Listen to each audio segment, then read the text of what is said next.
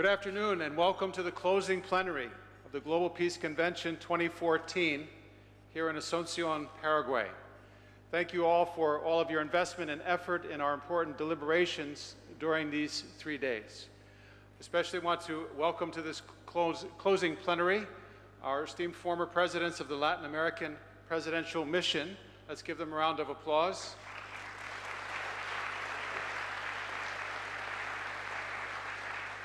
I'd like to also welcome to our closing plenary the GPF Chairman, Dr. Hyun, and appreciate him, as well as the Chairwoman of Global Peace Women, Dr. Junsuk Moon. And to each of you, we appreciate greatly your participation here. Some of you have traveled from the far corners of the earth to come here to Paraguay. I'm sure it's been a great experience thus far. And many of us learn so many new things when we can visit and engage with our colleagues and compatriots on another side of the globe. So we've come here from all the continents to gather here in the heart of South America and Paraguay. And through our discussions over the last several days, we've addressed the large and important theme, Roadmap for National Transformation, Liberty, Prosperity, and Integrity through moral and innovative leadership. We heard very significant inputs and inspiring messages to address that larger vision and its implications for transforming our nations and this world. We have spent time to delve more deeply into the many aspects of the changes needed to transform our communities and nations, from dealing with most important issues of challenges facing the family and how to strengthen the most important institution for all of humanity, the family, and its extension through the extended family. That makes a strong foundation and base within every society around our world. We've discussed the important role of women and had a robust and dynamic session in this room yesterday morning as women leaders gathered here to discuss the important contributions, the unique and important role that women can play in our world today, starting from families as the base of peace within our world. Peace begins in the home. We've discussed important issues of education and business development. We've had sessions that have addressed the very central important role of faith leaders in setting a standard of ethical leadership, in articulating and modeling the principles and values that we share across our great faith traditions. We've also had opportunity to talk about innovative approaches to building alliances for service and volunteerism in our world. And we've had also the engagement and participation of youth from around Paraguay and this region and around the world. When you think of all that we've addressed and accomplished over these last 3 days, it's remarkable the amount of work that's been done. Please give yourselves a round of applause for all that endeavor and effort. In this closing plenary, our intention is to highlight some of the key learnings and engagements and conclusions from our convention here in Asunción. And so to do that, we'll be hearing from a number of representatives in each of those areas.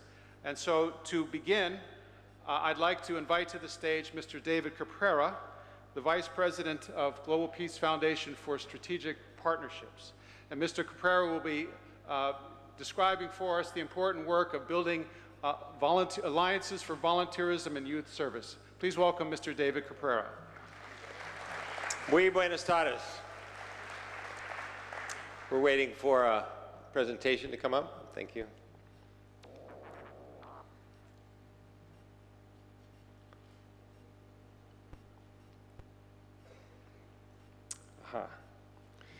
Well, since 2008, GPF has cast a vision with our chairman, Dr. Hyun, throughout the world and forged a very dynamic force around the world for youth and interfaith cooperation under this vision of one family under God, una familia para Dios. This vision, from here in Paraguay to Brasilia to the United States, the Philippines, around the world, also launched a very vibrant movement of youth service from Mongolia, projects in libraries, restoration, to the Philippines, cleaning the Manila Bay, and to here in Asunción and Chaco, as we heard earlier today. Dr. Moon, who also founded Service for Peace, throughout these tours called upon young people to rise up and establish a global Peace Corps, and soon thereafter other global leaders followed suit. Gordon Brown of the United Kingdom. In Asia, Dr. Surin Pitsuwan, the longtime head of the 10-nation ASEAN bloc, then called for an Asian Peace Corps there at Brookings Institution recently. And in Kenya in 2010, boy, we're dating ourselves, that was the second Global Peace Convention convened by President Mwai Kibaki. President Kibaki joined Dr. Moon in calling for an Africa Peace Service Corps coupled with the Nairobi Declaration and vision of one family under God in Africa. Just 2 years later, Dr. Markandi Raya, I see out there with United Nations Habitat, Daniel Juma, perhaps you could stand at UN in Nairobi, along with Prime Minister Raila Odinga, launched the Africa Peace Service Corps initiatives. And they've been working hard over the last several years in a number of issue areas, particularly engaging partners together with youth. There were 40 partners, including the Africa Union and mobile giants like Safaricom, joined together promoting the idea of youth exchanges, youth entrepreneurship, and engagement that continues to this day across not only East Africa, but now West Africa and South Africa. In fact, recently this year in the Congo, 19 heads of state met in Africa and decided to adopt the bloc of Common Market of East and Southern Africa. For the first time, they added a youth desk and looked to GPF as their implementing partner to establish youth programs, character and creativity. You'll hear more from Dr. Devine later, and indeed the Africa Peace Service Corps projects. That was the signing ceremony with our regional representative, Mr. Insu Che, and the Secretary General of COMESA in Lusaka, Zambia. And throughout Africa on Mandela Day now, like we do in other parts of the world, the spirit of service is championed as a cause of patriotism, as we heard from young people last night. The Nairobi River Peace Initiative was one of the worst polluted rivers in the world, and the young people en masse, along with many tribal organizations, Kikuyus and Kalenjins that were previously fighting each other, joined together in the Nairobi River Peace Initiative. It was very successful. The government of Kenya and the United Nations hailed it, and subsequently in Nepal, over the last 5 years, the Holy Bagmati River Peace Initiative has also been ongoing and gotten world recognition. This spirit of service is coupled with interfaith. In Nigeria, you heard this morning that the leading sultan representing 50 million Muslims, the Catholic cardinal, the evangelicals, all joined together with our GPF efforts in Nigeria and also are taking action on service.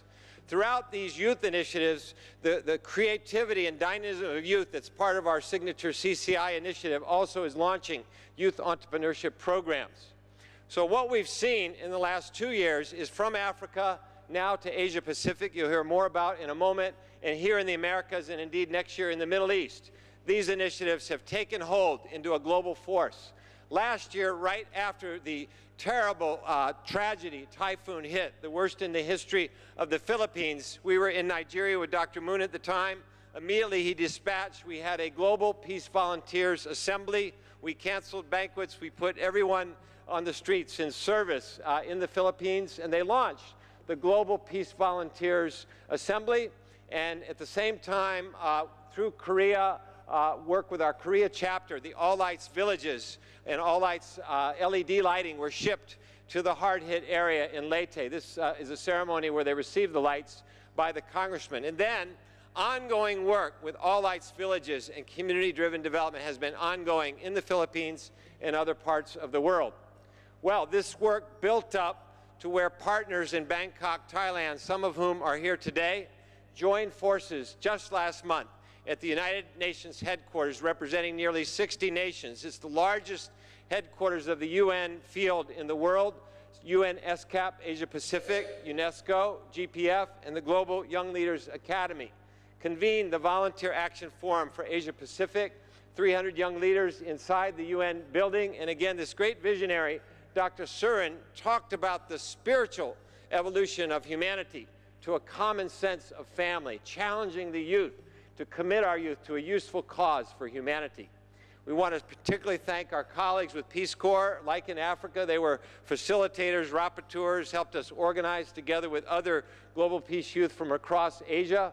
And there were so many partners there: the UN, ASEAN, Peace Corps, Korean KOICA, Norway, Singapore, Australia, many of them donating and pooling their efforts together as partners to launch the Asia-Pacific Peace Service Alliance, spearheaded by youth looking to achieve collective impact through cross-sector alignment of youth, civil society, governments, UN agencies, coordinating actions, all working towards same goals, bringing outcomes with third-party research and evidence, building indeed a global force for good. Servicio Momento. And just one of the shots of a few of the closing pictures. I think this is largely some Malaysia and other delegates of the International Young Leaders Assembly. And I want to close by really saluting the power and vision of youth that we saw in this very room last night. There were 1,000 young people packed this room from as far away as, Mongolia and Asia, but particularly in Paraguay. I was very moved. They drove 3 hours, some even 8 hours, to come here all through the day and the night before to arrive here. And I was told this room was, quote, packed with dreams. I'd like to recognize these young leaders, in particular the organizers. Ms. Magali Caceres of Paraguay, if you could please stand, the executive director. Audrey Calderon of Colombia, deputy, and their youth team, many hardworking team members. It is now my honor to introduce two dynamic global leaders who are joining these young leaders working with this youth movement, Jóvenes Servicio Momento. First will be Dr. Marco Roncarati. He is unlike any other UN officer you've ever met, Dr. Rai, except perhaps in the company of our good doctor.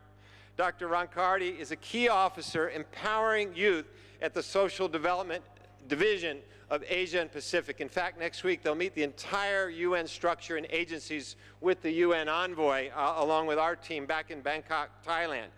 Marco championed the launch of this Asia-Pacific Peace Service Alliance. He holds 5 degrees from the University of London, served as a university lecturer, fluent in several languages. He hails, also I might note, on a personal level from a family of 3 faiths between his father, mother, and wife. So I think this is a real reflection in the man and his commitment to the spirit of peace. And right after Marco finishes his greeting and words, succeeding him will be Corey Griffin.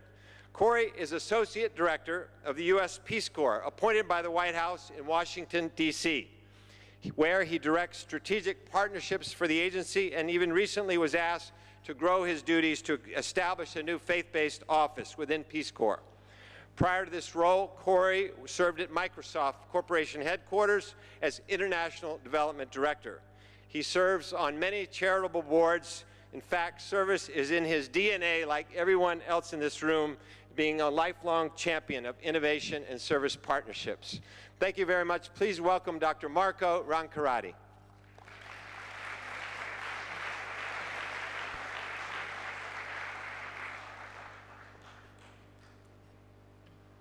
Thank you, David. I've got nothing left to say. No, I have actually a lot to say, but I'll try and keep it brief. If I was here addressing you at the beginning of the meeting, I would say probably excellencies, distinguished delegates, but I feel after 3 days here, in what I would say has been a transformative meeting, I feel more comfortable saying friends, brothers, sisters, because really we have an objective here which is collective, it's understood. It's not like the ordinary meeting we may have within the United Nations where we have member states from their positions finding difficult to compromise. I don't think that exists here. I sincerely hope it doesn't. I would like to thank the Global Peace Foundation. I would like to also thank the people and the government of Paraguay. I believe that we've learned many things during the course of these 3 days. We've learned the significance of service, the significance of peace, the significance of partnerships between people from all over the world, from communities where there may have been conflict, but in effect there are solutions. If we look, if we share, There are ways through. Now, I come, at least I work, in Asia and the Pacific, and it's a region of great dynamism. We see all sorts of changes there, even over the last 5 years, tremendous economic growth. But looking at social development, and that relates to peace, social development is lagging behind, not just there, everywhere, I would say. You have disruption of families, you have increases in inequality. But there are pockets of hope, I would say. And these pockets of hope come in the form of events such as we had last October in Bangkok when we launched the Asia-Pacific Peace Service Alliance. This alliance really is it's a first thing for Asia and the Pacific. There's nothing like it. So while we're at the end of this meeting, I would say we're at the beginning of a new era where such alliances can take us forward, can take us in domains where we can build on experiences which should be shared not just within our regions. So Asia and the Pacific has a wealth of experience, but we have to look beyond those regions, beyond the country barriers. We have to look to Africa, we have to look to Latin America, other countries developing, other countries with a wealth of knowledge, with a wealth of capacity. So while we look forward to the Asia-Pacific Peace Service Alliance developing, moving in a sense, in uncharted waters, I hope that in Latin America you will follow these examples, the examples that have occurred in Africa, in Asia and the Pacific. But ultimately, and this is where I want to move on to the next speaker, ultimately we have to consider things with a global perspective, because it is that perspective where true peace can be achieved. It is that perspective where true unity of the spirit can occur. So I pass you on to what has become a dear friend of mine, Corey.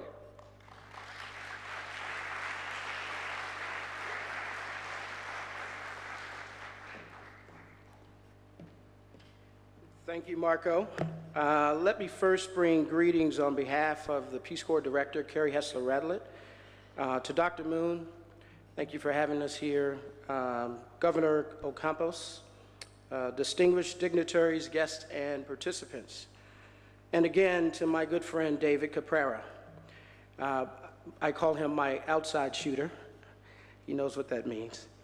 Thank you, David, for inviting the Peace Corps to participate in this all-important event as a stakeholder. Allow me first to say that it's really been a great honor and a pleasure for me to be here this week for what is such an important moment in our time, to advance volunteerism and service on the very foundations of spiritual principles and shared values. I have a number of key takeaways from this week's activities. But hearing Governor Ocampos talk about how her community mobilized around peace and empowerment really moved me. I was also moved to hear more about Korea's rise from one of the most impoverished nations to a thriving nation that is committed to serving others and sharing their success. It was in 1966 that Peace Corps was invited to serve in the Republic of Korea, and we deeply appreciate the opportunity to have provided more than 2,000 Americans to have served there over the last over 15 years. I'd like to say that our service to the nation of Korea affected us deeply. In fact, we will be honoring Quaker and the Korean government in the next few weeks in Washington, D.C. for our partnership. It was just a few weeks ago that I participated in the Asia-Pacific Peace Service Alliance in Bangkok. The energy of young people across 40 nations was absolutely magical. It was a movement of service, as David has coined, a movement to create a global peace service corps, an effort that goes beyond the bilateral engagement and leveraging the mega community partnership value and partnership. This is a very timely gathering for Peace Corps. as we are in the process of exploring an interfaith strategy. The agency will explore how to engage the faith community to meet our diversity recruitment goals in the United States. We will look at the intercultural dynamics of faith and its natural intersection with service, among other related topics. For many of us, it is our faith that has informed our commitment to service. It is out of the traditions of our faith that the seeds of servant leadership and service are planted. Yesterday, Dr. Moon said something that will stay with me for a lifetime as a servant of international development.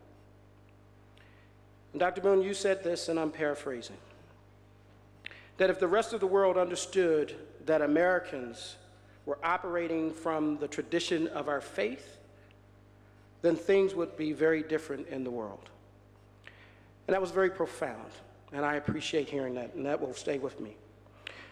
President Obama recently signed a memorandum stating the following: civil society organizations such as community groups, non-governmental organizations, labor unions, indigenous groups, charitable organizations, and faith-based organizations, alongside foundations, often drive innovations and develop new ideas and approaches to solve social, economic, and political problems that governments can apply on a larger scale. What President Obama is suggesting here is the partnership potential of these actors to solve some of the world's toughest challenges. The memo notes the need to have robust engagement between government and civil society, and I would add the private sector, to advance the goals of peace, prosperity, and the well-being of all people.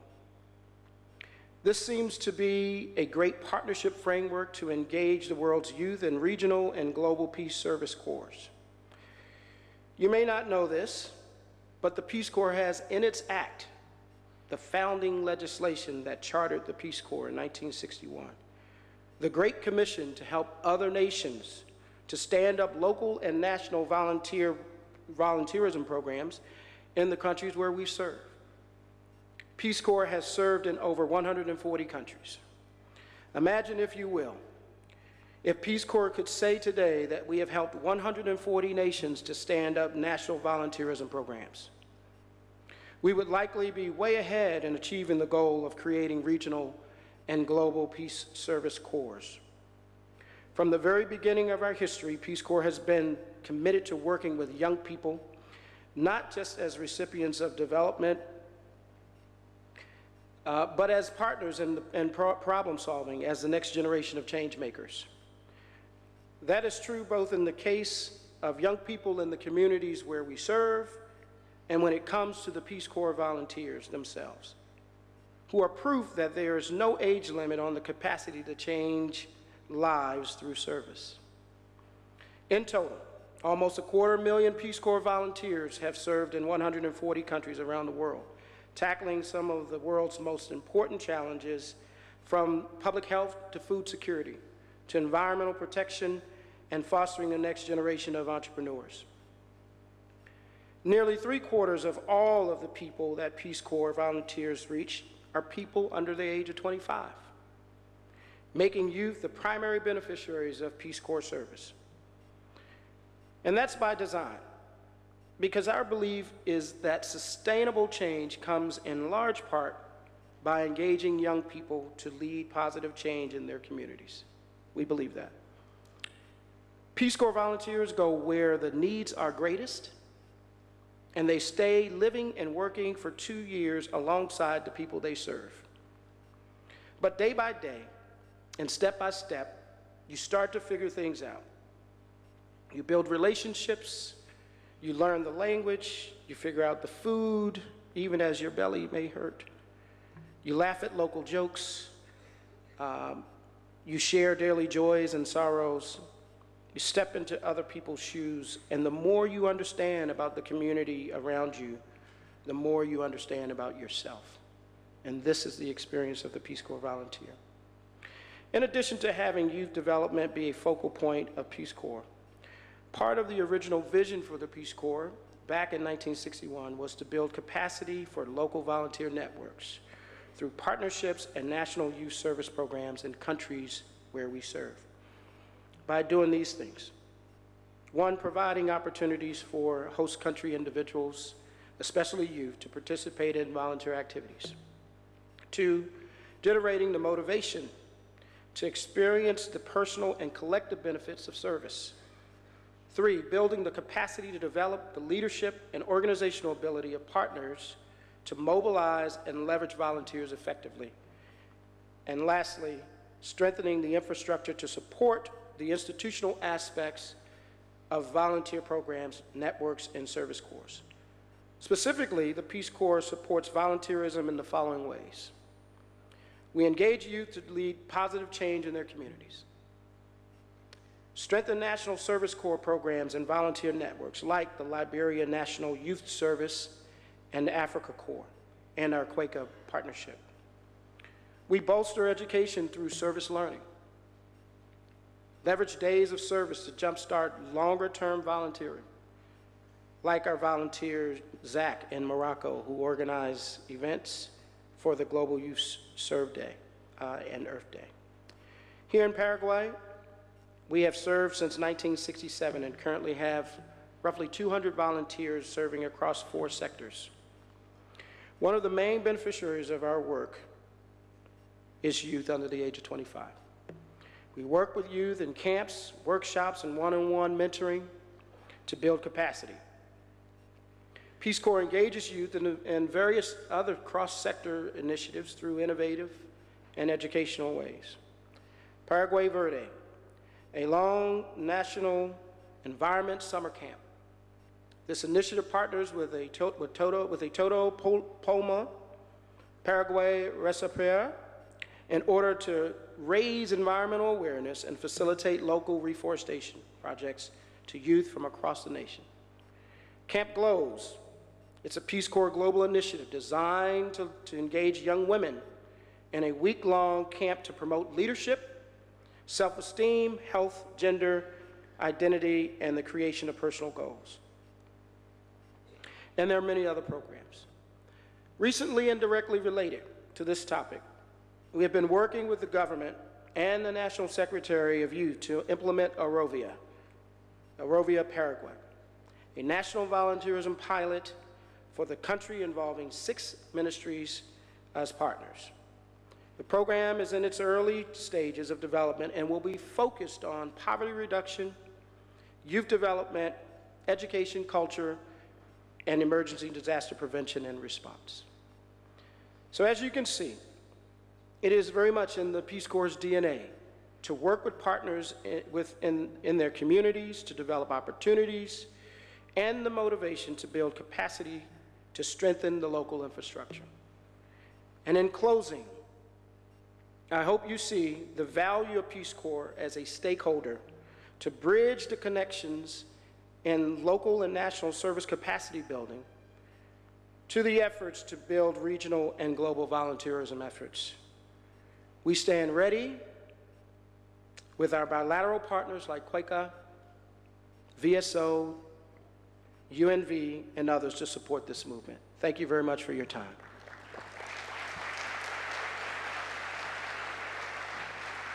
Thank you very much to Mr. Corey Griffin of the U.S. Peace Corps, Dr. Marco Roncarati from the UN SCAP in Bangkok, Mr. David Caprara from the Office of Strategic Partnerships to recap that's important information and report that we have here today. This is an important focus for the Global Peace Foundation to build multi-sector partnerships to leverage and to connect with all of the efforts that are needed to mobilize the forces for good to bring transformative change. As we heard from Dr. Roncarati, the kind of spirit that we're able to find and create in a gathering like this is really quite important. And therein we see the value of civil society organizations like GPF and others, our other partners, to bring together not only our colleagues within that sector, but governmental agencies and businesses and all aspects of those working to do good in our world. And so the the one outcome from this convention that we're proud of and excited about, building upon the convening in Bangkok just 1 month ago, as the launching of the Asia-Pacific Peace Service Alliance. Let's hear a round of applause for that innovative project launching in Asia-Pacific. And we also heard from Mr. Caprara that gathered in this room last night was 1,000 young people, mostly from here in Paraguay. Many coming also from other nations, but mostly from here in Paraguay, coming from the far reaches of this nation, also addressing this important theme of moral and innovative leadership needed to bring transformative change. Let's have a round of applause for those young people as important contributors to building a world of peace. Next, we'd like to turn to our colleagues coming from far on the Africa continent, in East Africa, in Uganda. They traveled quite long to come here. And we're very, very happy that our chapter in Uganda is able to connect with and bring righteous leaders who have joined with our work both there in East Africa and also globally. I'd like to invite to the stage a member of parliament from Uganda, the Honorable Babirye Veronica Kadoga.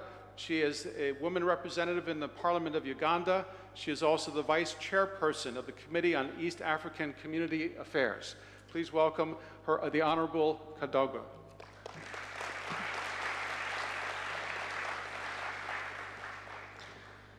Thank you. My name is Veronica. I represent the rural women in Uganda.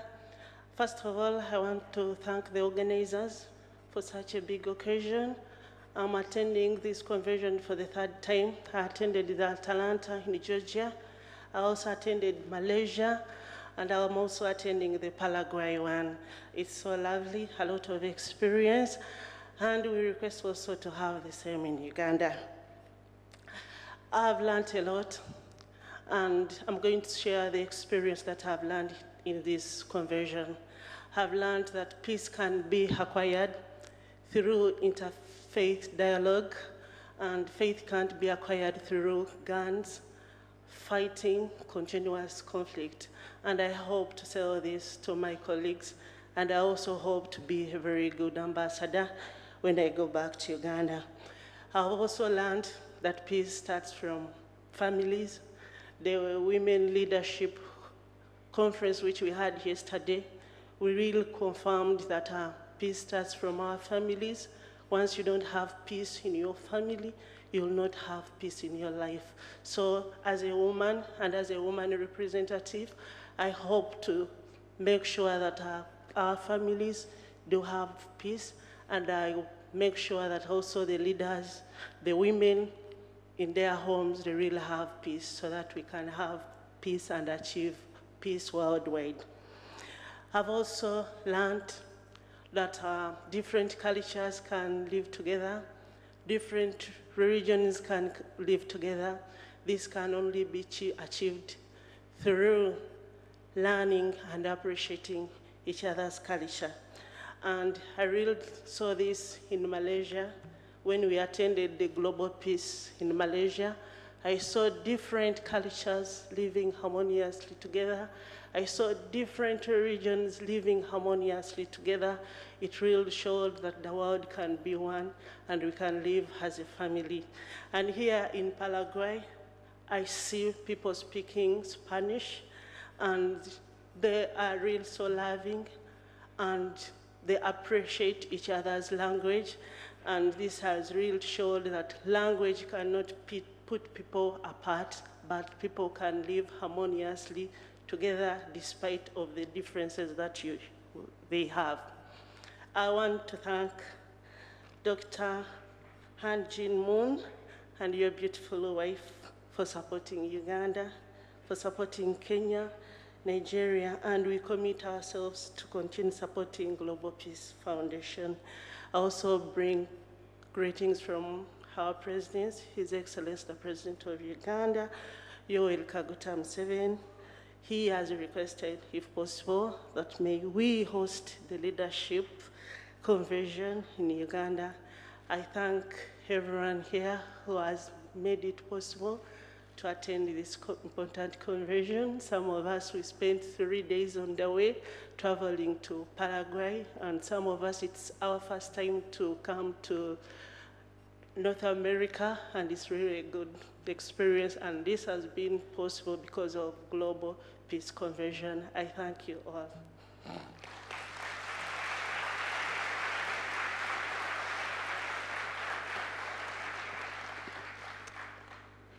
Thank you very much to the Honorable Veronica Kadoga from Uganda. We appreciate very much the work that leaders like her are doing in East Africa, West Africa, and many parts of the world which also are in times of great change, have great promise.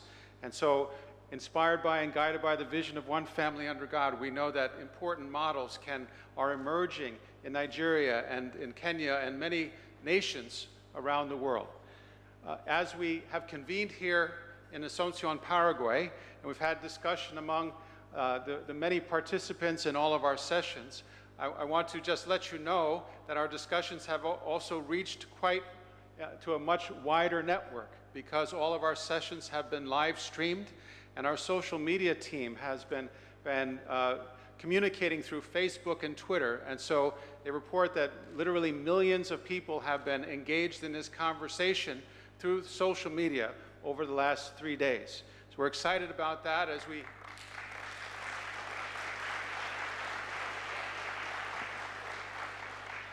It's one of the great benefits of the world in which we live. We have a large world, but we're coming close together and able to communicate and understand what's happening, but also to connect in heart and spirit with our colleagues and friends, and yes, brothers and sisters around the world. So we're a very, very interconnected world is primed for a message, a vision which brings us together, which emphasizes the essence of our common humanity, a vision like one family under God. And so next we'd like to turn to the area of interfaith leadership.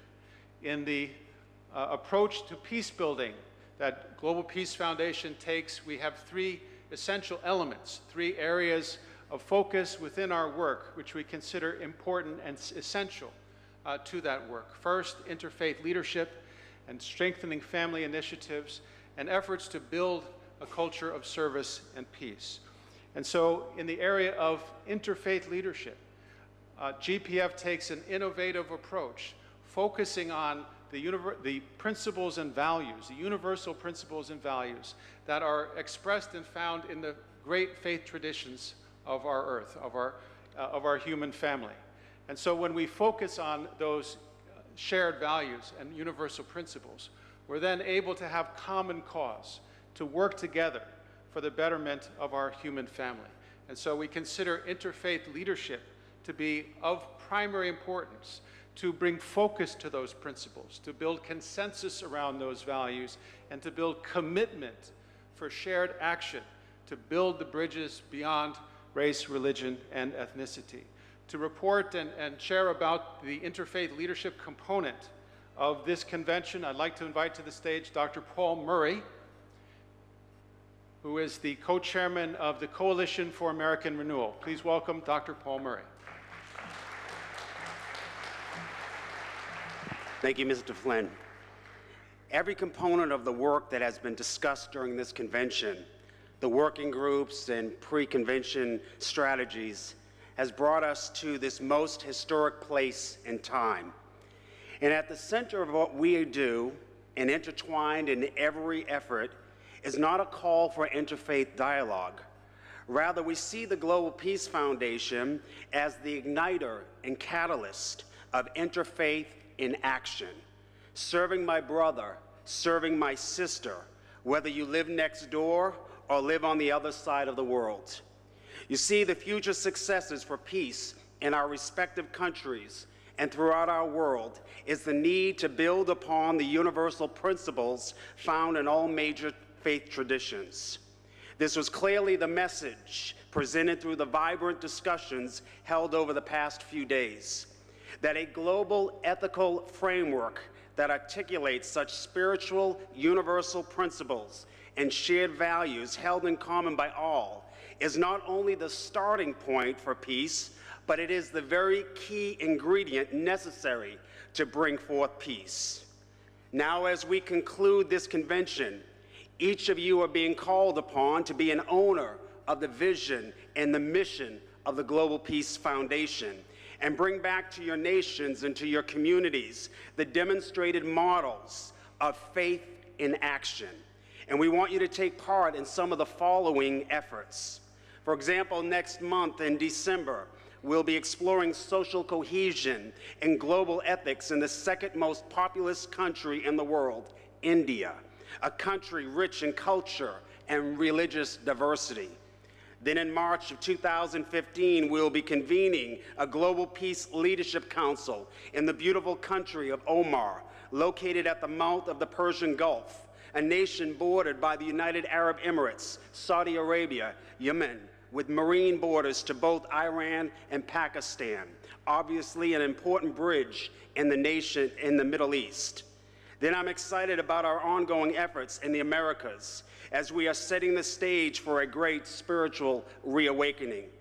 With my dear friend, Dr. Robert Schuller, we are co-chairing the Coalition for American Renewal and have developed a model with GPF President Alan Inman and Vice President Gail Hamilton to transform our nation, entitled Project American Renewal. And a man I love as my spiritual father, Bishop Manuel Ferreira, Superintendent and Shepherd of the Assemblies of God of Brazil. We are working together on a great work in ushering forth a spiritual awakening across the Americas. And finally, we heard earlier today from John Oko about the work of building one family under God in Nigeria based on universal principles and values. Now, we're inviting you to be a part of these and encouraging you to add to these initiatives. For truly a family that prays together, a family that works together, is a family that will always stay together. And we truly are one human family under God.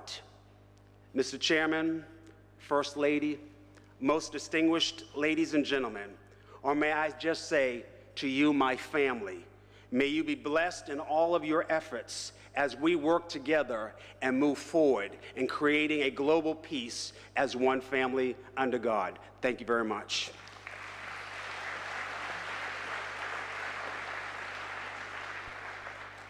Thank you very much, Dr. Murray. And as he indicated through his update and pointing to the next steps on our important work in building a strong network of interfaith leadership, for every aspect of what we do here in this convention and all of our convenings of the Global Peace Foundation, we look for ways in which those can be opportunities to build a leveraging, a connectedness, and to become a catalyst for action in moving this vision forward. And so next I'd like to turn to Dr. Tony Devine, who's the Vice President for Global Peace Education, to talk about the important area of character and creativity. As we've discussed, moral and innovative leadership as the central leadership framework needed for the 21st century. It's vitally important that young people have an education that reaches beyond just academic success, but to educate the whole person. So Dr. Devine, please welcome him to the stage to explain to us the next steps for the Character and Creativity Initiative.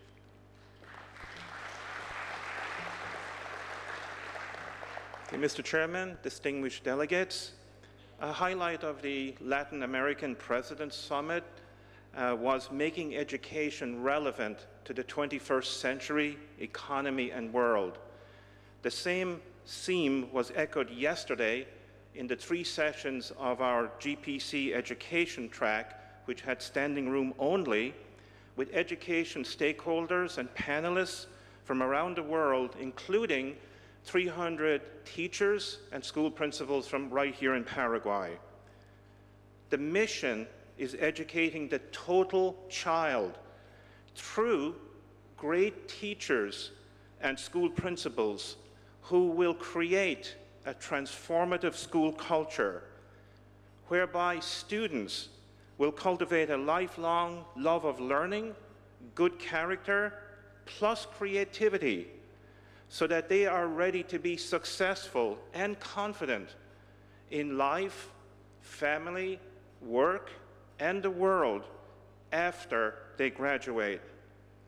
How will we do this? That's the big question. We have a global network of 9 countries, including Paraguay and Brazil in Latin America, with teams and stakeholders who in each country will identify 10 transformative owner-mover principles who already are moving to transform the culture in their schools. They in turn will identify 10 transformative school teachers who will create teams to transform the culture in their classroom and the school overall. These are demonstration schools that will become capacity building sites for other schools. We will be going 100 feet deep to figure out in each one of these schools a new way to educate with outcomes that go way beyond test scores and final exams. These 10 schools in each country will then be networked together to support, empower, and share the many small wins along the way.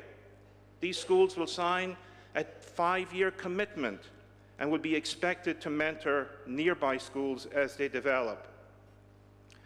There will be a new type of principal and teacher professional development that currently does not exist, whereby the work environment of schools will rise from the bottom compared to other sectors to be a sector leader. This will be a model of quality, and the motto is do, reflect, improve, share. We will share the challenges, the failures, and the successes so that other schools will know what to expect. Quantity will happen through sharing the many small wins along the way through our new globalpeace.org /education site launched yesterday at GPC. Our opening session yesterday on transforming education is the kickoff of a series of quarterly forums in 2015 in each of the 9 countries, where the wins from the demonstration schools will be shared along with other great cross-sector organizations and leaders, including leaders within the ministries of education, who are working hard to transform education. We understand that education is a complex social problem that no single sector can solve in isolation. The 10 transformative school principles have been selected in Malaysia and Kenya, and we have 50 schools here in Paraguay who have been implementing Global Peace Foundation's Character and Creativity Initiative, from whom we will select the 10 principles. The other countries are in the process of identifying their transformative owner principles at the moment. This is a global peace education demonstration initiative launching here at GPC 2014 for ministries of education and investors to consider scaling during the 5 years between 2016 and 2020. We are excited and confident that together we can and will transform education with the mission of educating the total child in character, creativity, and a lifelong love of learning. Thank you.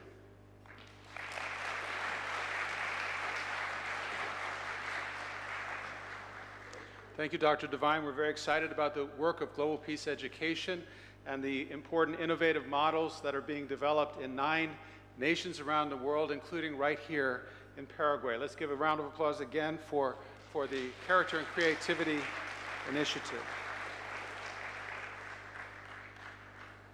Our chairman, Dr. Moon, has often emphasized that to build peace, we need to create a robust movement among both youth and women as those who can really bring the energy and substance and groundedness to this important transformative work. We heard earlier about the great assembly of youth from around Paraguay and around the region last night that occurred in this room.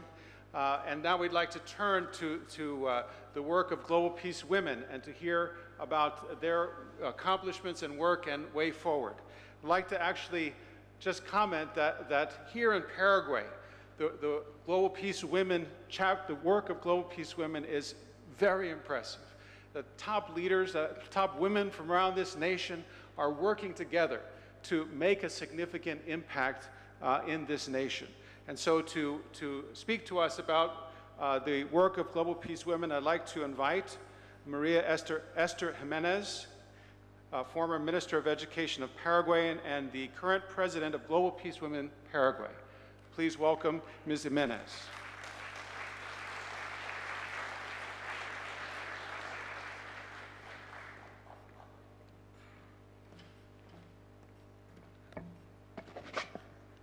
Muchas gracias. Distinguidos presentes, doctor Moon, doctora Moon, en ello saludo a todos los presentes que han estado durante estos 3 días en esta convención. Y realmente aún estamos muy emocionados. I salute everyone, and we're very excited about the big journey that we've had, especially in the area of women, where more than 850 women in this same room have been expecting and left satisfied with all the debate that was done in a discussion of more than 4 or 5 hours. We've had the chance to share. We've had the chance to know the work of many women around the world in the diversity and the richness that that diversity has. We have forgotten a little bit about asking or claiming for less discrimination. I think there has been a qualitative leap for women nowadays of not claiming so much, but saying, okay, we know that we're capable. We know that we're half of the world. And we know that we can, with a little bit of help, we can move forward. The most important thing that was said as a conclusion and that was reverberated by many people is that women, we are capable, but we have to start our transformation. We have to start by believing in ourselves. We have to believe in our strengths and make sure that the words are turned into actions. The first step must be that. We must believe that we're capable. That was a massive conclusion from the people that were in this room. The other analysis and reflection is the importance of the role of women in families. To strengthen these families and make sure that through them, communities and nations and countries can be strengthened too. We spoke about love, a lot of love, and that the woman is the only one capable of putting that love and making sure that this is transformed into actions that could allow future generations, could allow children, parents, and husbands, of course, allow them to strengthen the family. And that family strengthening will give way to social transformations, political and economical transformations. The other axis that we could name and we can mention in the discussion that we've had is also the capability that women have to work, the capability of conciliate that negotiation skills and also family skills. And that is an essential role for peace building. This is important for any sort of development. If we do not have peace, we can't keep living in a happy world. We can't be happy if we don't have peace. We can't grow if we don't have peace. That's why women's rights, in that sense, is very important. Dear friends, it's important that the reflections that we've had in these days be passed on, and the commitment that we all have in our own countries, this should give way to transformations. We from the Global Peace Foundation and the women's area and in Paraguay, we're always saying that we're committed to go every day working non-stop with God's help to continue building for the strengthening of women, the strengthening of the families, of that family that we all desire, the family before God. And above all, invite all the other nations to be a part of this mission. We understand that this mission is very important, and it will be a slow work, a paused work, but I'm pretty sure we'll be able to have good results and make sure that women have a more important role in the world. Thank you very much.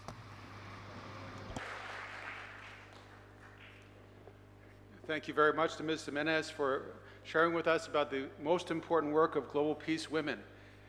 And as we consider all the important discussions that took place during this convention, there's many more that we can highlight and point to.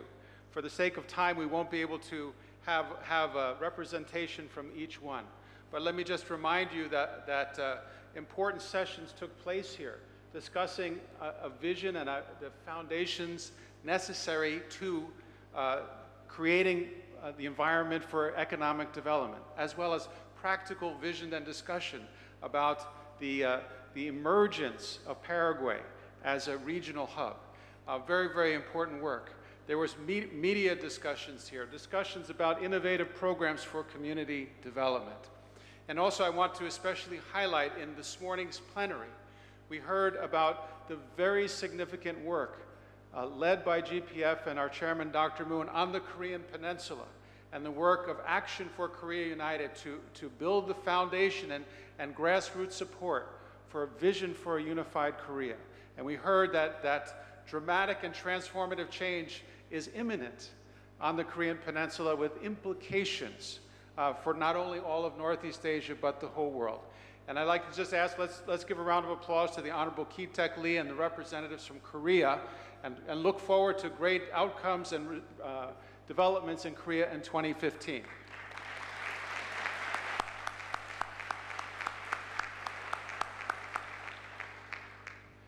And finally, a most significant dimension that all of you we've all benefited from and uniquely appreciated here in this convention is the participation of the Latin American Presidential Mission.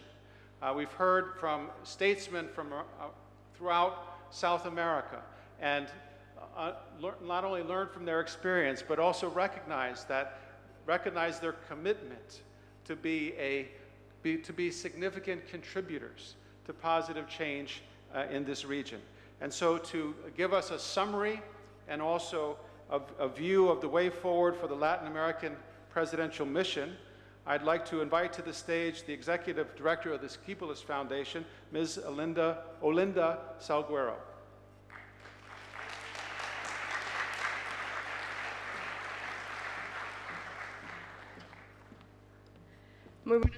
Good afternoon.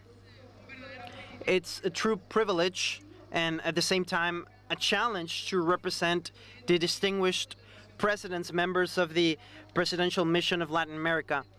And it's because the eyes of the world are set now in Paraguay. Apart from conducting the 6th Convention of Global Peace, we've also had the 2nd Summit of the Presidential Mission of Latin America. Yesterday in the press conference, several press members asked what were the presidents doing all together here in Paraguay. They wouldn't believe it. They were thinking that they were getting paid for that. But ladies and gentlemen, that's not the case.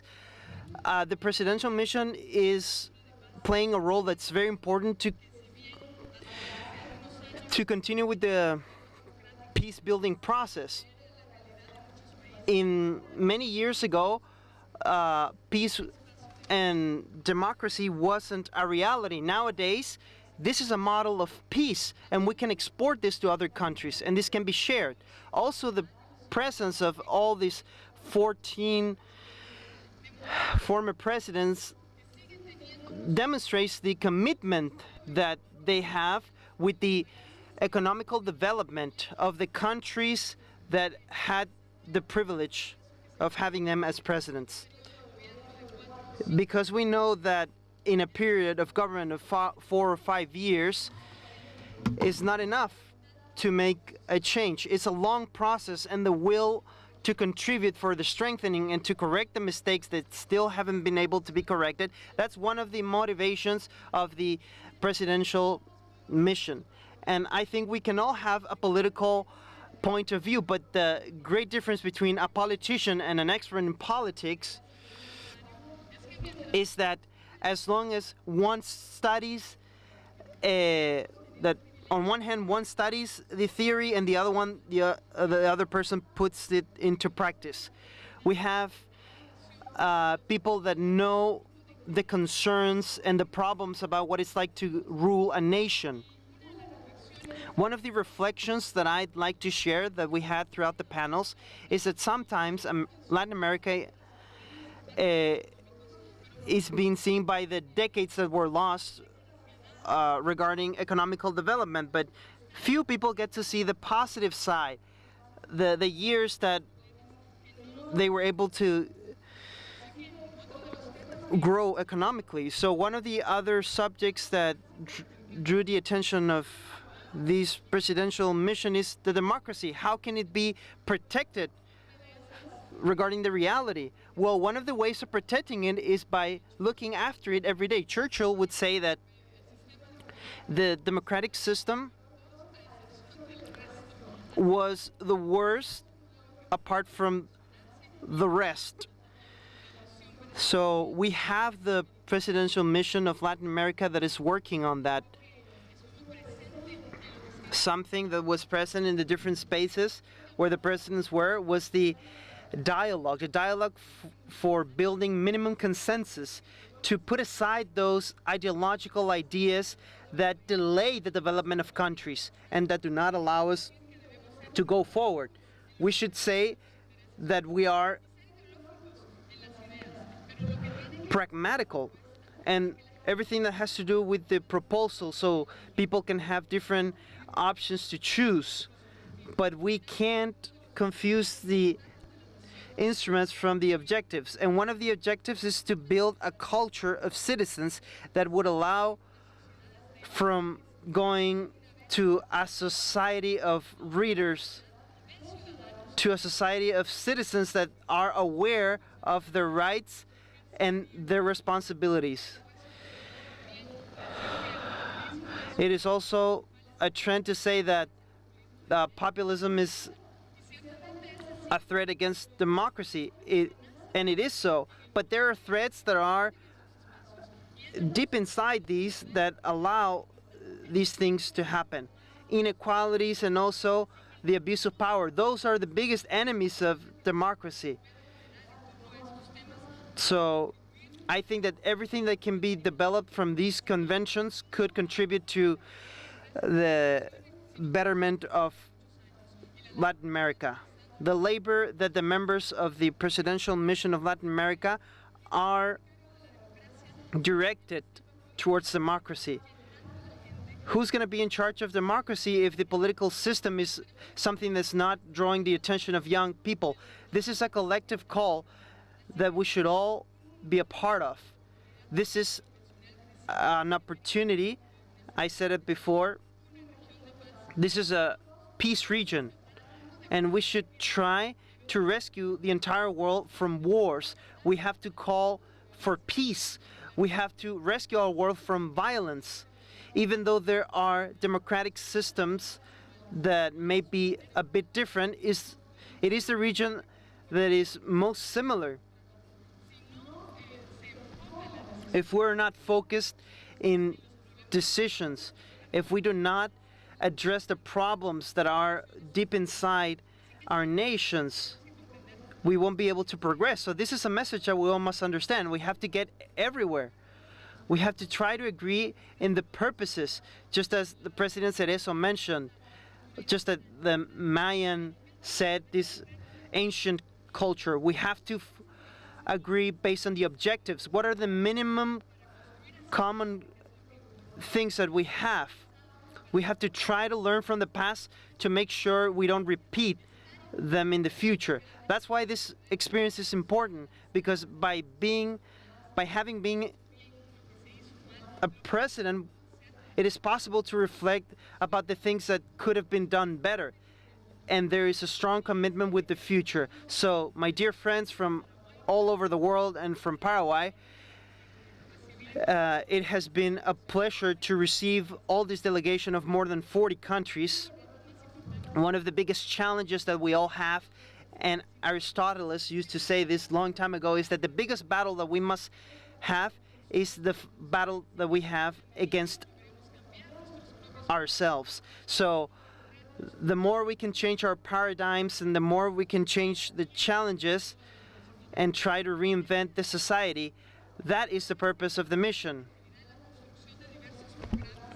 We should also try to build creativity and new programs and try to generate a dialogue with different people. We've said that Latin America is a young region. Well, this experience has to be passed on to young people, so you'll have the presidential mission to serve the cause of peace, democracy, and integration of Latin America. Thank you very much.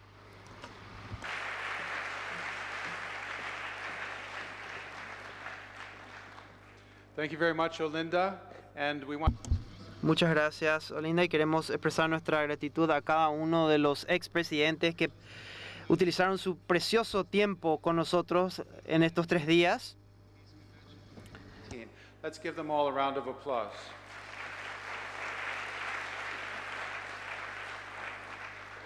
And so, in terms of outcomes from this convention, the Latin American presidential mission here in Latin America is an important and extremely important contributor to the transformation that can occur in this region.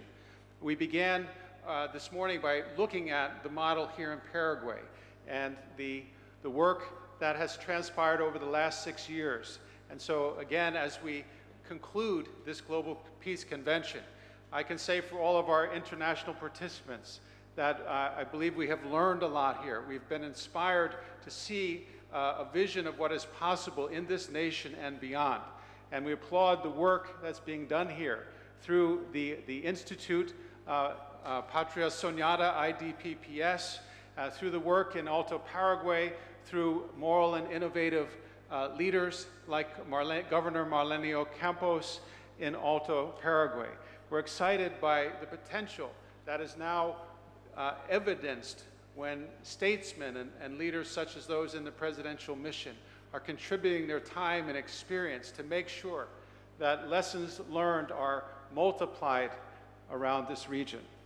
And so as we bring this convention to a close, we'd like to thank all of the partners and co-conveners with the Global Peace Foundation, the Latin American Presidential Mission, IDPPS, and also we'd like to express our appreciation. You will recall that just 2 days ago on this stage, in our opening plenary, we were joined by His Excellency Horacio Cartes, the President of Paraguay, the Vice President, the President of the Senate, all here with the Presidential Mission and our Chairman to address these important issues. I'd like to mention that at the conclusion of our Global Peace Conventions, we often, in last years, have been announcing the next venue for our convention. So numerous people have stopped me and said, where's the next convention? Let me share with you a bit of a dilemma that we're addressing in this coming year. In the last 2 months, the Global Peace Foundation has convened major Global Peace Leadership conferences in the United States, and 1 week later in Seoul, Korea. In 1 week, just a few weeks ago, we had the Bangkok convening with our partners in Bangkok, Thailand. At the same time, we're convening interfaith leaders in Belfast, Northern Ireland. And at the same time, we're convening scholars in Washington, D.C. to discuss Korean unification. And so, as we've looked at our calendar and with our chairman's advice, we are making a calendar adjustment. And so our next Global Peace Convention will actually be in March of 2016, so that henceforth we'll have our annual convening in the first quarter of each year. So what we've seen through our reports and discussions here, we've rolled up our activities and built momentum and used the convention as a catalyst, and we will do that more effectively by scheduling in the first quarter of the year. Because of that scheduling adjustment, we're not ready to announce the location of the next Global Peace Convention, so stay tuned because that announcement will be coming soon. Before we invite our chairman to the stage, I would like to invite up a man who is centrally involved in all the organizing to give us some concluding remarks. Please welcome to the stage Mr. Thomas Field, the regional representative for the Global Peace Foundation, and representing all of those who worked so hard preparing for this convention.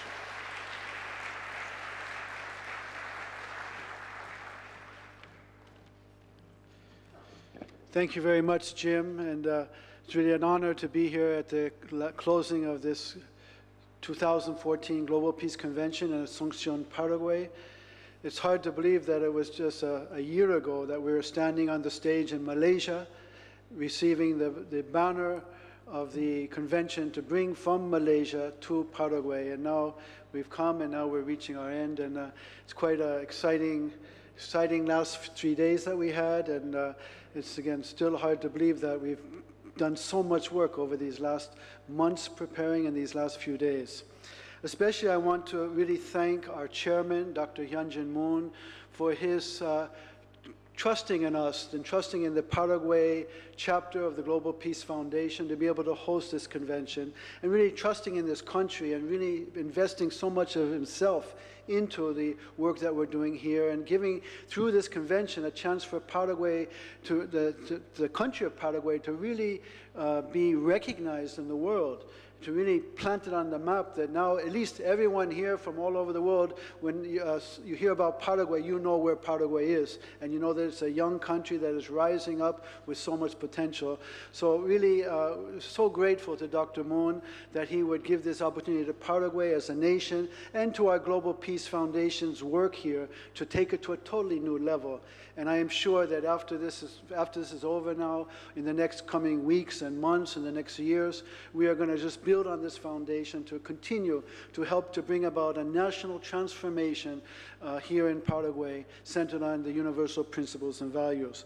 I'd also like to thank the lovely wife of Dr. Moon, the Dr. Chun-Suk Moon, who is accompanying him here, and came and really did such a beautiful job yesterday in front of 1,000 women of the Global Peace Women, really setting the direction for the Global Peace Women's work throughout the world, and really the role of women in the world. And as Maria Esther Jimenez reported, the importance of the woman to really be the center of the family, to really help to bring peace in the society through that motherly heart and love and so on. So really grateful to her that she could come here and to share with us. Thank you very much. Can we have a round of applause for our chairman and his wife?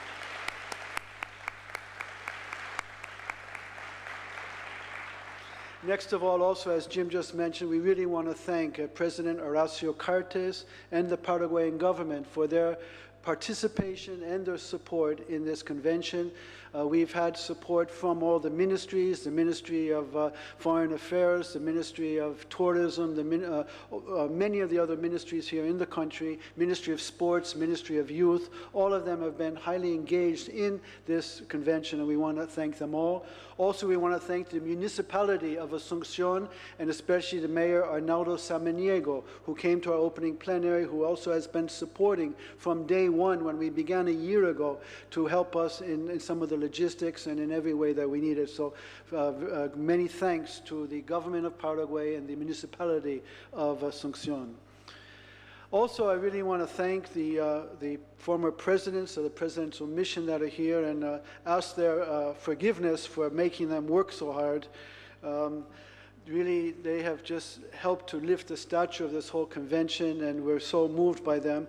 I'd like to really recognize each one of them, especially the core group that founded the presidential mission together with us, and that's our dear host, President Juan Carlos Wasmosi, who I believe is not here right now, but has been in the convention all the way through, and even last night hosted all of the Latin American delegates, or most of them at his home in a beautiful dinner. So I really want to thank President Juan Carlos Wasmosi, also His Excellency Luis Alberto Lacalle of Uruguay, and of course Vinicio Cerezo, ex-president of Guatemala. Please, I want to applause for them.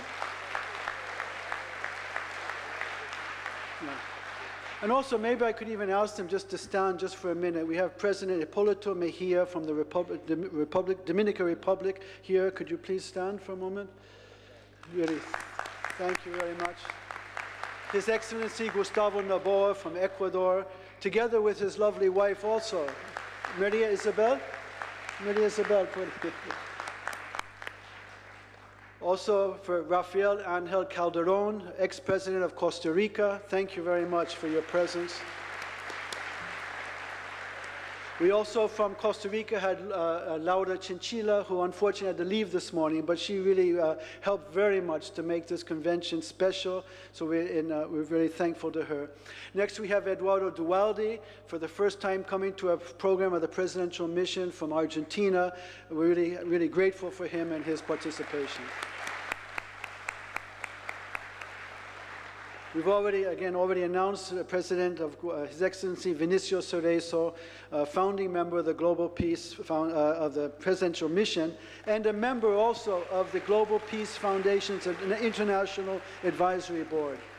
We have also Alvaro Colom, the most recent former president of Guatemala, who's really has a deep love for Paraguay and comes to Paraguay once a month, helping to bring investors and help to bring development here in Paraguay. And also I want to thank then the other former presidents who have had to leave early, some of them, especially President Jorge Baje of Uruguay, also President Carlos Mesa, who participated in many of the sessions from Bolivia, but had other commitments that had to leave today. Also, we had presidents from Paraguay, Presidents Raul Cubas and President Maki, both of them who came to the opening plenary and yesterday also participated in many of our activities. And finally, we have President Jaime Paz Zamora, who is somewhere around here. I don't know if he's in the audience or not, from Bolivia, but thank you very much also to Jaime Paz Zamora. So one final time, I'd like to thank all of the presidents of the presidential mission and the many other members of the presidential mission that planned to come and were not able to come. And that included Ernesto Samper of Colombia, who was committed to come, but because of his responsibilities with UNASUR, where he has just been named the Secretary General of this whole continental association, he was not able to come. Also President Antonio Saca of El Salvador, President Nicolas Ardito also of Panama, both were not able to come because of terrible colds and bronchitis, and so because of their health were not able to come, but they've sent messages of support. So once again, thank you very much to all of them. From there, I'd like to thank really all of the delegates, all of you who came from all over the world. I know there was tremendous logistics problems coming for the delegations from Africa, from Asia, from countries like Nepal and Indonesia, as well as from the countries in Europe, the Middle East, and America. So once again, thank you to all of you, and please a big round of applause for yourselves, because you've worked hard and you've come from far away.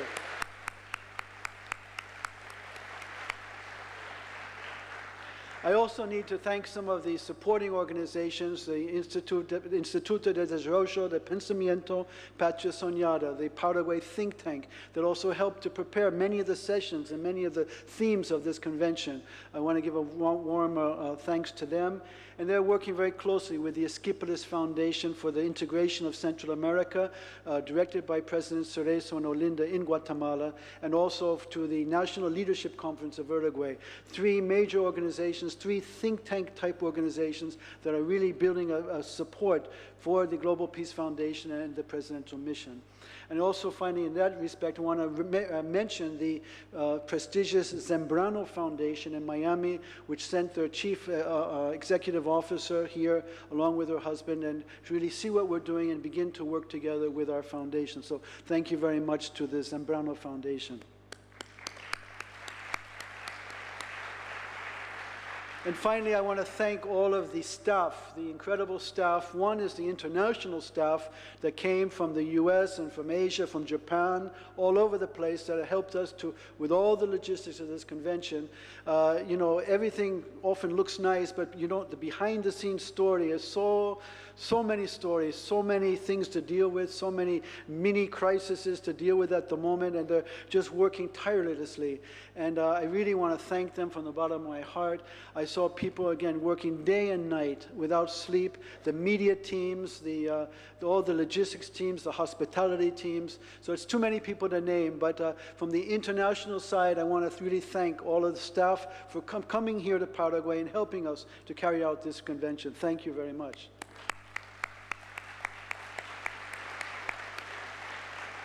I also have to thank the local staff because they've never done something like this before. There's never been a convention with people from 40 countries and former heads of state and dignitaries from everywhere in a hotel like this. This is the biggest event that ever happened in this hotel. They have only one kitchen, and somehow they had to serve all the food. But really, the local staff of the Global Peace Foundation, especially, I want to thank them for their hard work here and give them a warm round of applause. And although they're not here, the hotel staff has really responded marvelously. They've just done so much to be here serving everybody. And so also for them, although they're not going to hear it, but a thank you to them. So as Jim said, we really hope as we finish this Global Peace Convention 2014 that all of the deliberations and all of our work can serve as a catalyst for the work that you're doing as you go back to your more than 40 countries, and that the seed of this convention, the seeds that have been planted here, can be replanted in your country, and the vision of really creating one family under God, centered on universal principles and values, can become really something exciting in your country, something that can grow and can help to bring about a transformation. We're talking about national transformation, liberty, prosperity, and integrity through moral and innovative leadership. And I really believe the convention has gone a long way to plant this idea. And now please take it to your homes, take it to your countries, and really let's meet together in March of 2016 in some place in the world and really report how we've been able to progress since this last year and since the convention in Paraguay. Thank you very much.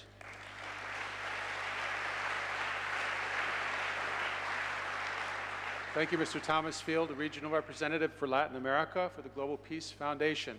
And so for the final message and the proceedings of this Global Peace Convention 2014, let me invite to the stage the founder and chairman of the Global Peace Foundation, the man who is the visionary and driving force behind a global movement to realize the vision of one family under God, Dr. Hyun Moon.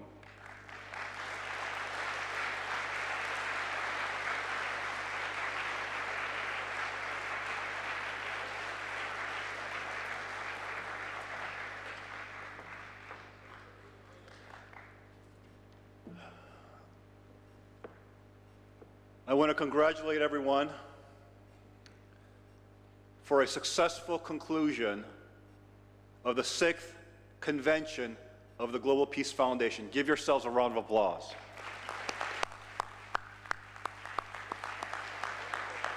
Since President Jim Flynn already went through the entire syllabus of the contents of this conference, And also, Regional President Tom Fields congratulated everyone that needs to be congratulated. I'm in a quandary. I have no idea what I should say.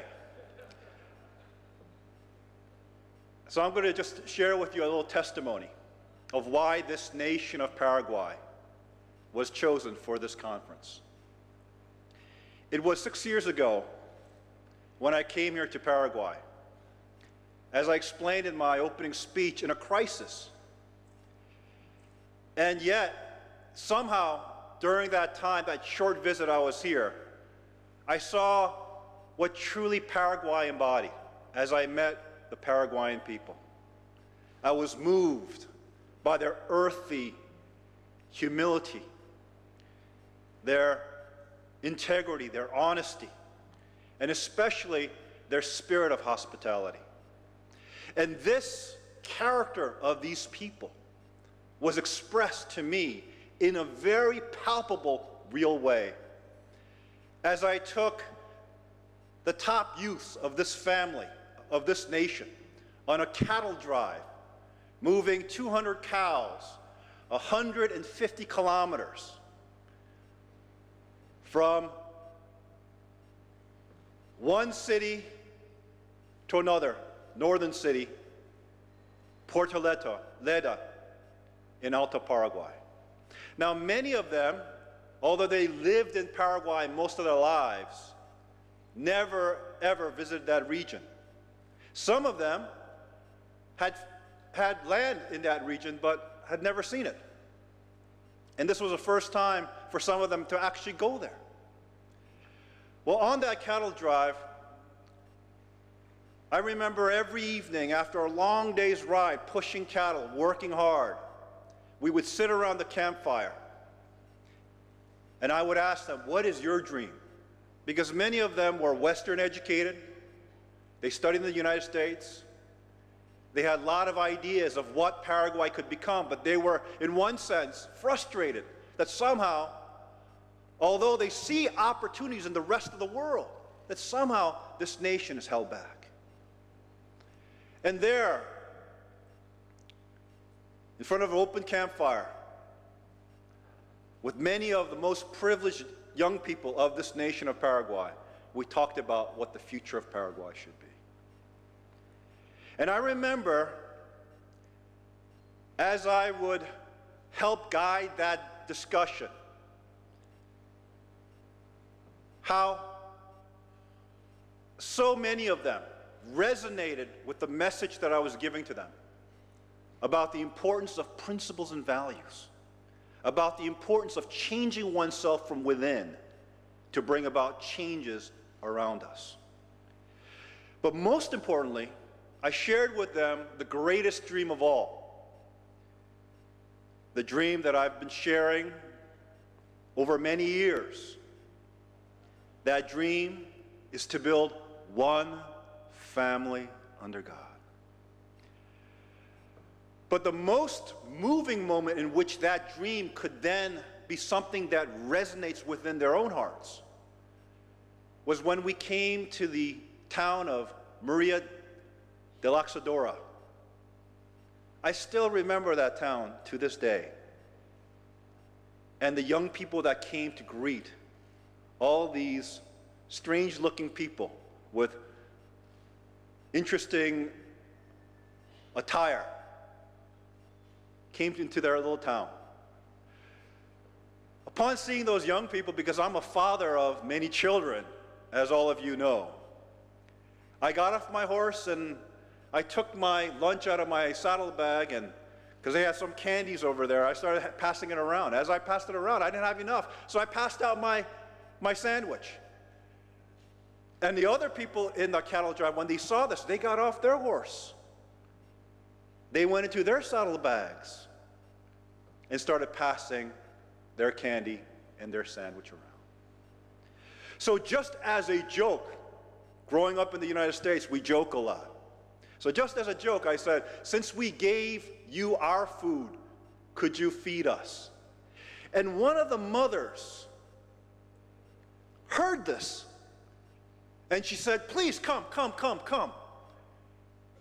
I remember I've traveled around the world, and I've done service around the world, and I've remembered seeing poverty, but I've never seen such abject poverty. It was a home without 4 walls. It had 2 walls. And there were like 5 chickens out in the yard. And that family slaughtered 2 of those chickens to feed us. As we sat around that table,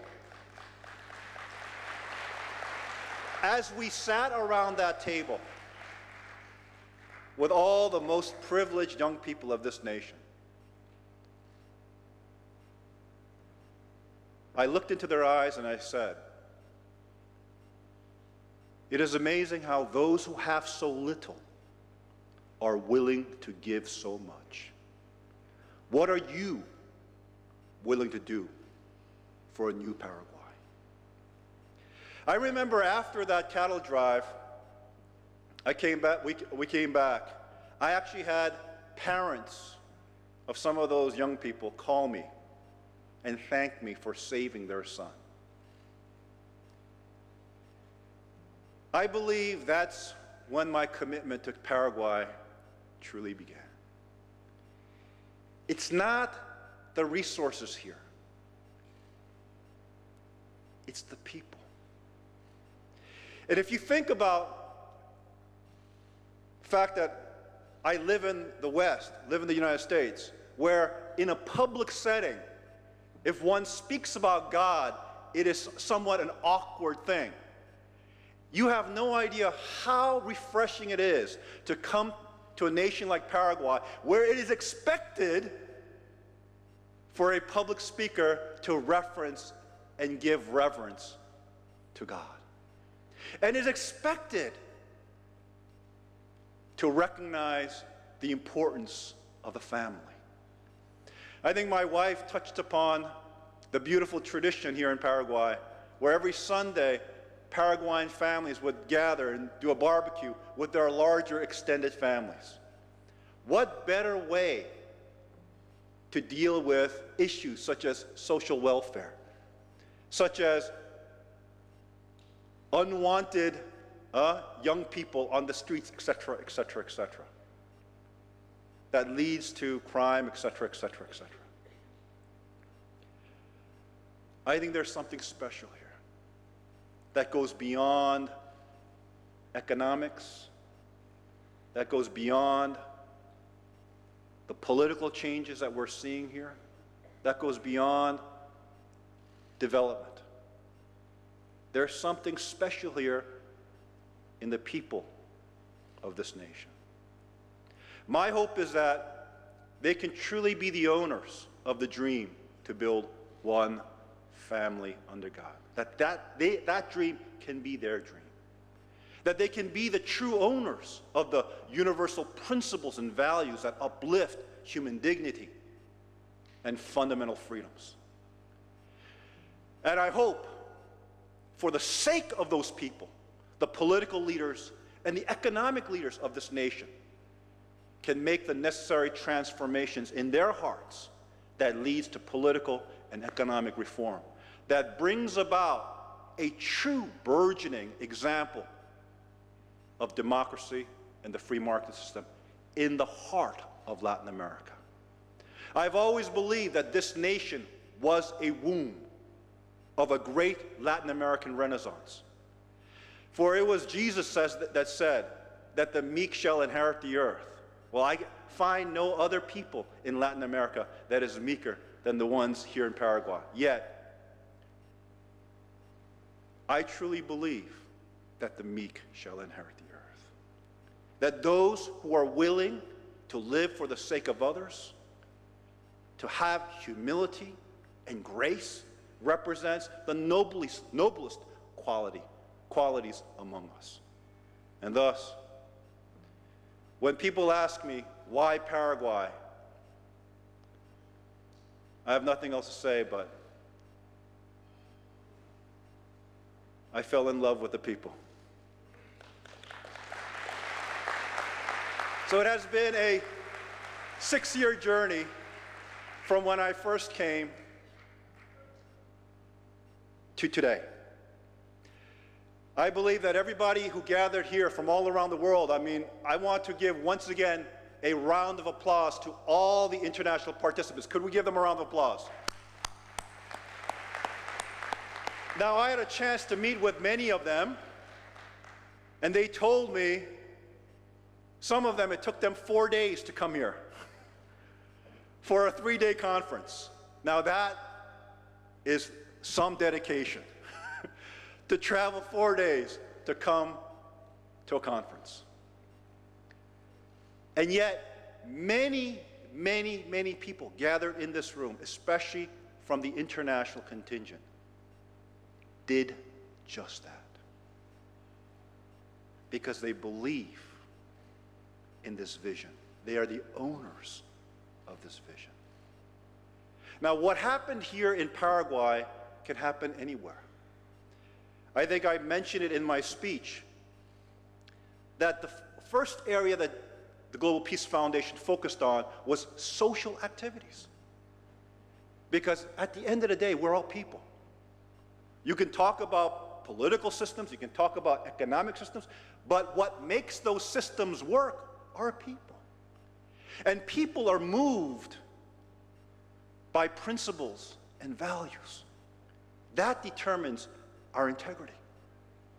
That determines our sense of fair play, etc.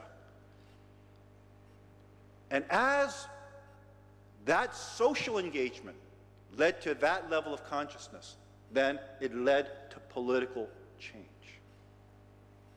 Now that there is a level of political stability, it opens then the door for economic development. I believe a lot of times when nations engage issues of transforming a nation out of poverty, they do everything in reverse. They start with the economic approach, then they try to catch up, they try to interfere in the political side, and then they try to catch up on the social side as an afterthought. What the GPF model has done here in Paraguay is done the exact opposite. It started with the social works first. And that's one of the reasons why I cannot emphasize enough the importance of civic, NGO engagement in terms of building the foundation for national transformation. It starts with social engagement that leads to political reformation and transformation, building the foundation for economic development. So I hope that this model, because we have many academics gathered here today, can be looked at very objectively and studied. And that what's happening here in Paraguay can really be a case study for how the developed world thinks about the development of the developing world. To those leaders here in Paraguay and also in Latin America, I think this is really time, and this is an amazing and opportune time to really take ownership over the destiny, not only of this nation, but of this region. And I want to commend the work of our Latin American presidents, because I know you're going to be champions that really deal with all the core issues that Latin America needs to address to really become a new continent that can offer a world clear models for development. So with that said, once again, I want to thank all of you for your amazing commitment and ownership and your desire and your heart to really serve our human family, to ultimately build our dream of building one family under God. Thank you very much.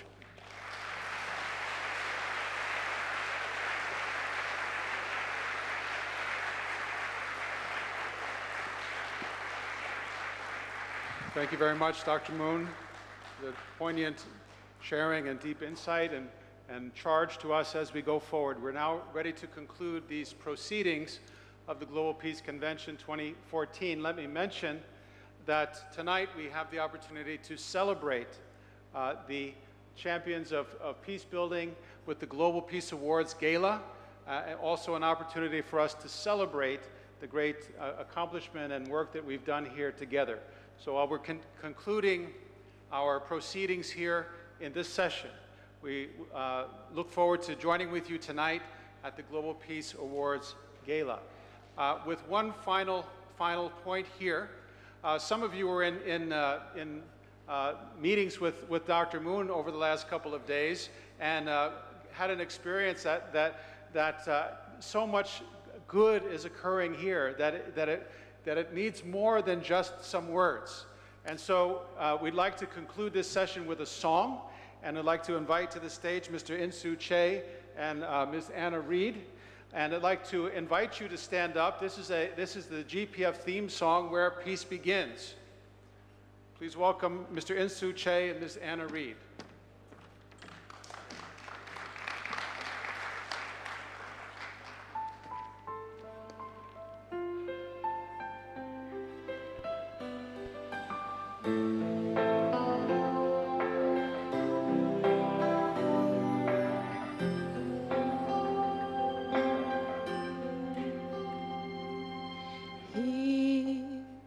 We stand together, one in our humanity, for we all come from the Father. We are one family. It's our school of love and peace, where we've learned there's a way for the world to live in harmony, and together we all say, this is where peace begins. Here we sow the seeds of love. It all starts without knowing we are one family.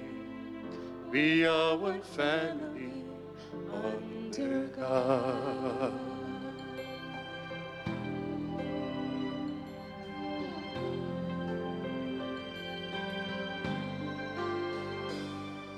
Not just body, but spirit. On and on we try to be people who live for others, for love knows no boundary. Neither race, no religions, for they keep us apart.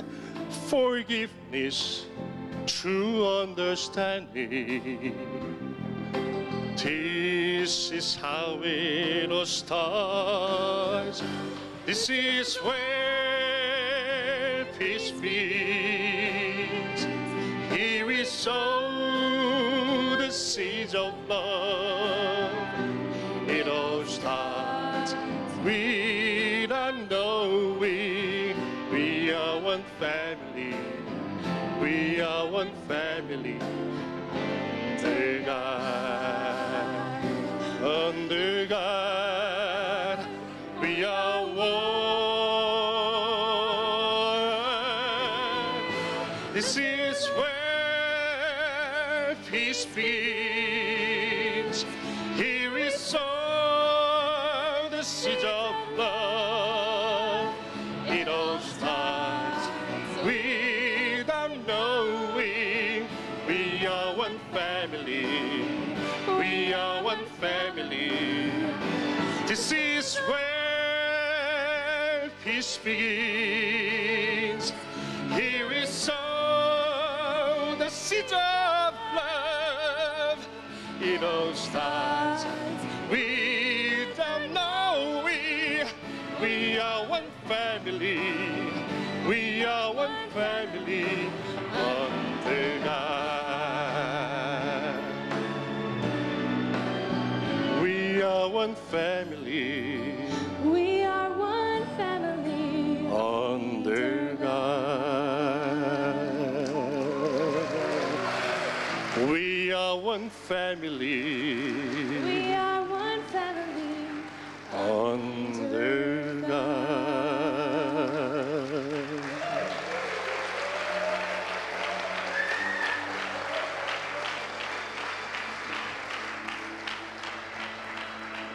Thank you very much. The Global Peace Convention 2014 in Asunción, Paraguay is now concluded. May God bless you and your families, and may God bless us in realizing one family under God.